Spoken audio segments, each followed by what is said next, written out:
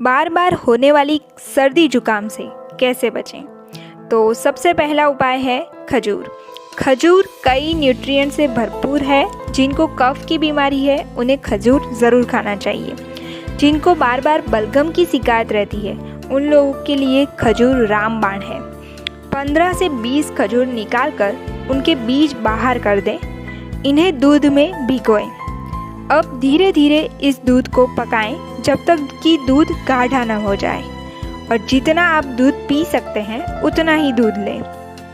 अगर छोटा बच्चा है तो दूध की मात्रा कम रखें और उसके बाद इसे पी लें। इससे आपकी कफ की समस्या बहुत ही जल्दी ठीक हो जाएगी।